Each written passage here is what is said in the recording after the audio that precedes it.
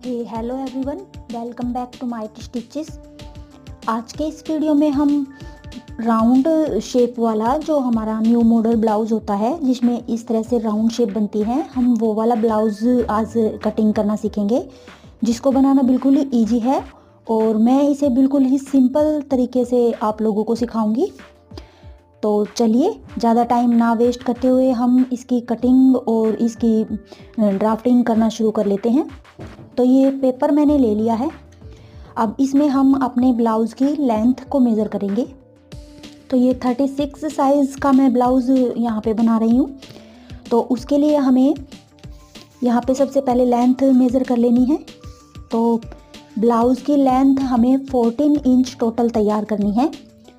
तो 14 इंच में हम 1 इंच सिलाई मार्जिन ऐड कर लेंगे, जो आधा इंच हमारा नीचे सिलाई में ऐड होगा और आधा इंच हमारा शोल्डर जब हम जॉइंट करेंगे तो उसमें हमारा ऐड हो जाएगा। तो इसलिए हम 1 इंच सिलाई मार्जिन को ऐड करते हुए और 15 इंच हम इसमें लेंथ को मार्किंग कर लेते हैं। तो ये 15 इंच पे मार्किंग की है मैंने। दूसरी साइड से भी हम 15 इंच पर ही मार्किंग कर लेंगे इस तरह से, और इस लाइन को हम इस तरह से स्ट्रेट कर लेंगे।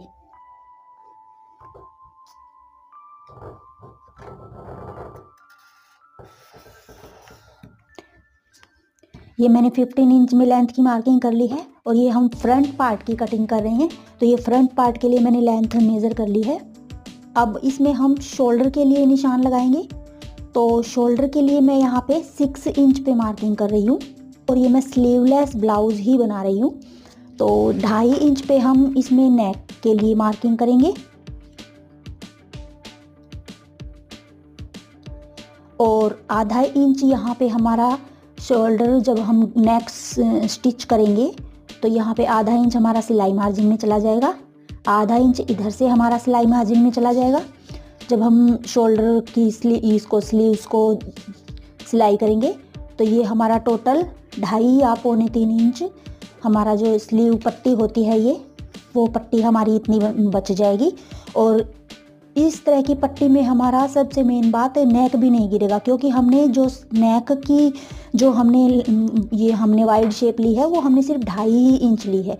अगर आप ज़्यादा चौड़ा नेक अगर यहाँ पे आप रखेंगे तो इससे आपकी जो ये पट्टी होती है, जो कंधे होते हैं ब्लाउज़ के, वो नीचे की तरफ खिसकने चले जाते हैं। तो इस मेथड से अगर आप अपने ब्लाउज़ की कटिंग करेंगे तो आपके जो ये शोल्डर हैं वो इधर से गिरेंगे नहीं। तो ये मैंने शोल्डर के लिए निशान लगा दिया है।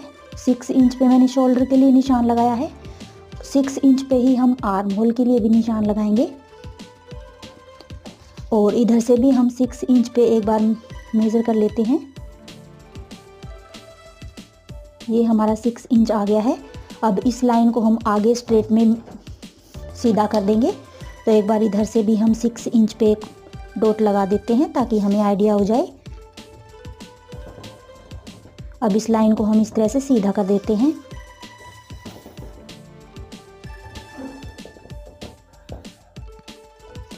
आगे तक इस लाइन को बढ़ा देंगे हम।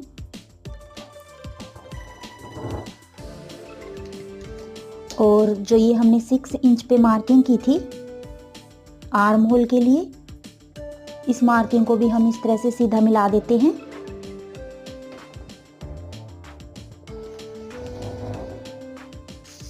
ये हमने आर्म होल और शोल्डर के लिए मार्किंग कर दी है।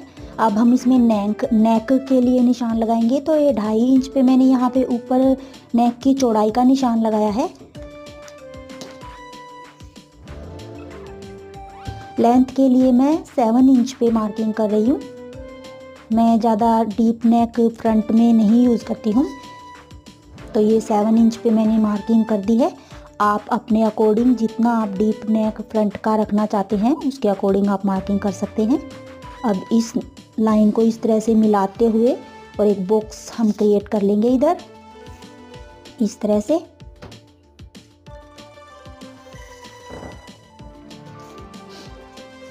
अब आप अपना नेक जिस शेप में आप अपना नेक बनाना चाहते हैं उस शेप में आप अपना नेक बना सकते हैं।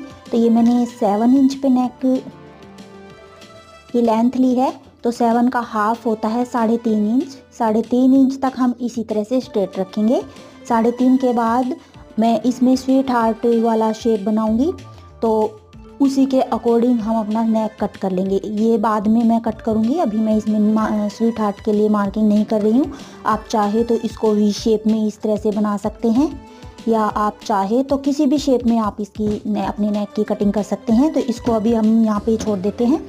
अब हम लगाते हैं यहाँ पे जो हमारा आर्म होल की गोलाई है उसके लिए निशान। तो ये बैक पार्ट के लिए हमने ये निशान लगाया था 6 इंच पे। बैक पार्ट हमारा 6 इंच हमने यहाँ तक लिया था, लेकिन फ्रंट पार्ट में हम जो आर्म होल की गोलाई वो कम करते हैं, तो ये आधा इंच अंदर की साइड में हम एक निशान लगाएंगे इस तरह से, और इस निशान को हम यहाँ से मिला देंगे इस तरह से। अब हमें आर्म होल की गोलाई इस निशान से लगानी है। ये आर्म होल की गोलाई फ्रंट पार्ट के लिए मैं 1 इंच पे लगा रही हूँ यहाँ पे निशान, और 1 इंच पे ही हम ये निशान लगा के और आर्म होल की यहाँ पे गोलाई का शेप लगा देंगे। इस यहाँ तक इस तरह से निशान लगा देंगे इस तरह से। तो ये हमारी आर्म होल की गोलाई का निशान लग चुका है।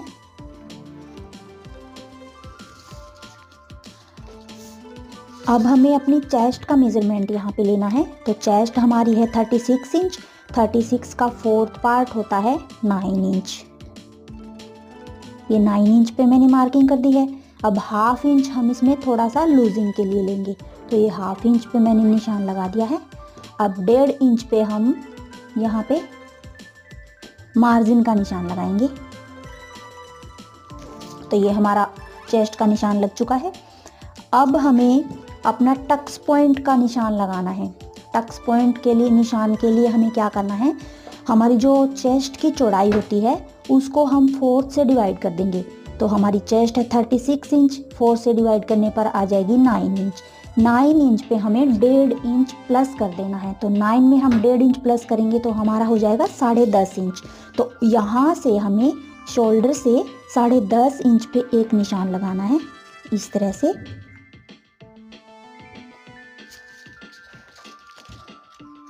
और इस टक्स पॉइंट की जो चौड़ाई है वो हमें कितनी लेनी है, जो हमारी चेस्ट का 10वां भाग होता है वो हमारी यहाँ की चौड़ाई का निशान लगेगा।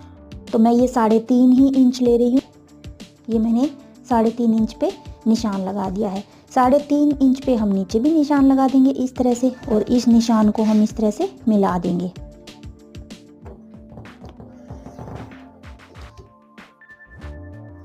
अब देखिए, अब हमें यहाँ पे कप के लिए मेज़रमेंट लेना है। तो कप साइज़ हमारा कितना लेना है, कप साइज़ हम यहाँ पे 3.5 इंच लेंगे। यहाँ से इस टक पॉइंट से 3.5 इंच पे हम एक निशान लगाएंगे इस तरह से। अब हमें इस लाइन को हम एक बार सीधा कर देते हैं इस तरह से। इस तरह से हमने ये लाइन को सीधा कर दिया है। हमें इधर से हमारा जो ये चेस्ट पॉइंट है इसको हम एक बार सीधा कर देते हैं।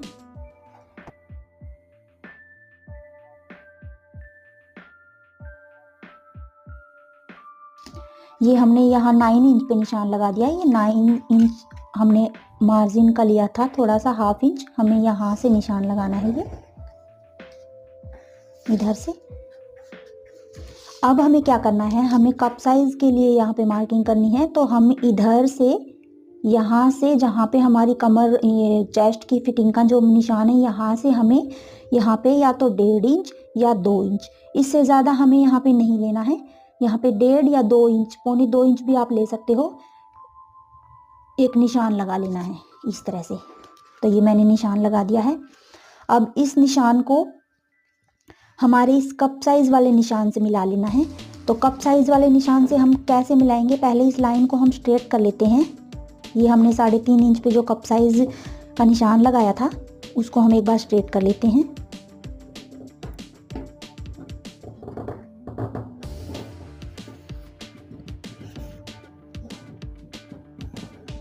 इस तरह से।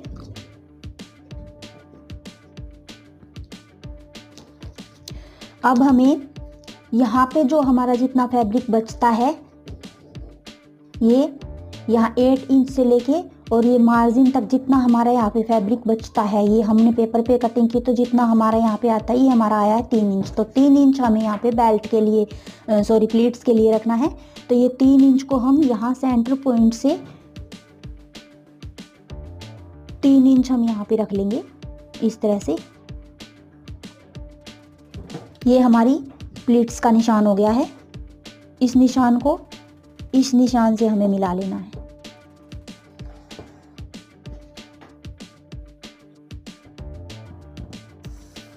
इस तरह से ये निशान हमारे यहाँ से मिल गया। ये हमारी प्लीट्स होगी। ये जो बीच का पार्ट है ये हमारा कट हो जाएगा। और कटिंग हमें कैसे करनी है, हमें थोड़ा थोड़ा यहाँ पे सिलाई मार्जिन के लिए फैब्रिक रख लेना है इस तरह से। उसके बाद हमें इस मार्किंग पे कटिंग करनी है, क्योंकि हमने ये 3 इंच पे ही प्लीट्स के लिए निशान लगाया था। तो अब अगर हम यहाँ पे कटिंग करेंगे सेम पॉइंट पे, तो हमारा जो है ये फैब्रिक कम पड़ सकता है और हमारा ब्लाउज टाइट भी हो सकता है। तो हमें थोड़ा थोड़ा यहाँ पे सिलाई मार्जिन के लिए फैब्रिक ले लेना है। तो हमें कटिंग इधर करनी है।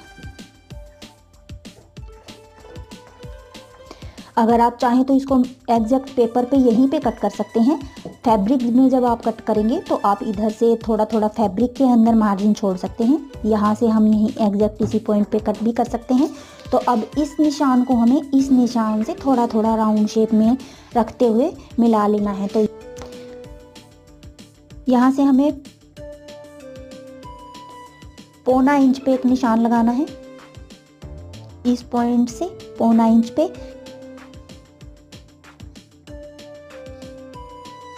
और इस निशान को इस तरह से मिला देना है।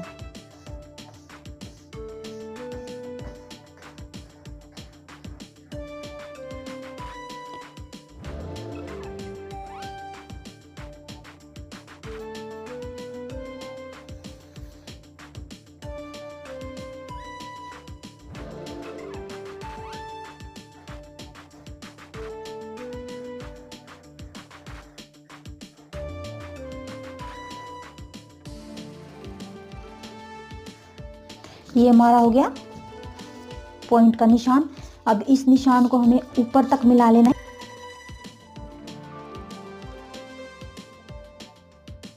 यहाँ से हमें 2 पॉइंट ब्लाउज को नीचे की तरफ नेक की तरफ डाउन कर देना है, क्योंकि जो बैक वाला पार्ट है हमारा वो डीप नेक है।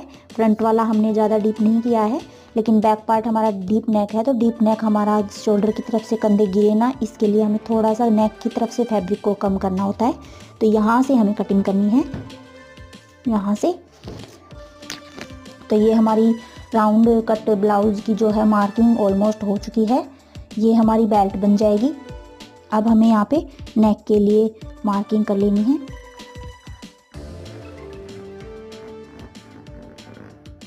तो ये हमारी नेक की मार्किंग हो चुकी है। अब हमें इसी मार्किंग के ऊपर कटिंग कर लेनी है। तो इस मार्किंग के ऊपर हम कटिंग कर लेते हैं।